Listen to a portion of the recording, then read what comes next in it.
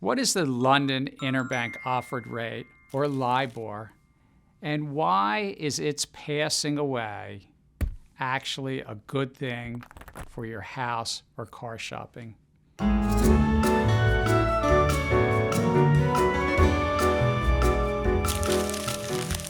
LIBOR was an innovation of the 1970s to facilitate businesses borrowing from banks at a rate that adjusted based upon market interest rates. You might know it as a variable rate loan. By the 1980s, to determine LIBOR, banks were using the rate at which those banks were lending to each other without taking collateral, or what's known as unsecured loans.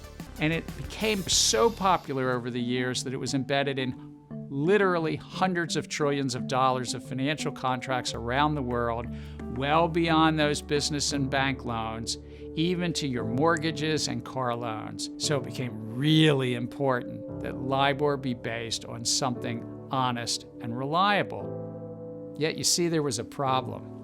There were so few actual transactions underpinning LIBOR that, as Hans Christian Andersen wrote in his famous folktale, The Emperor's New Clothes, this emperor, LIBOR, had no clothes.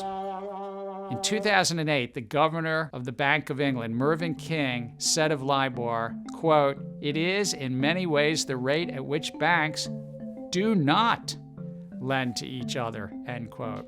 It was that same year that the staff of the Commodity Futures Trading Commission began looking into this. I was honored to chair that agency starting a year later, and working with law enforcement partners, we found multiple cases of banks manipulating LIBOR for their own profit and defrauding the public.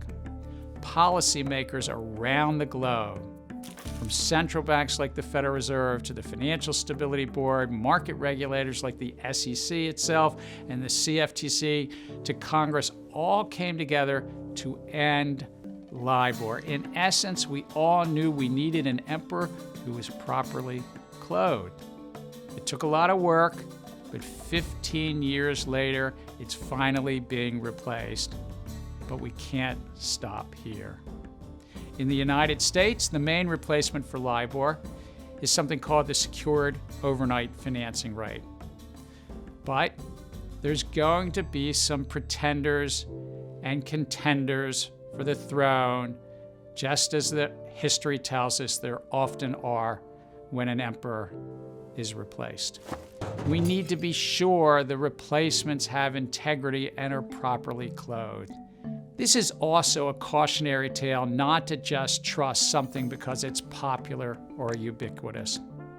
Rest in peace, LIBOR, the emperor with no clothes.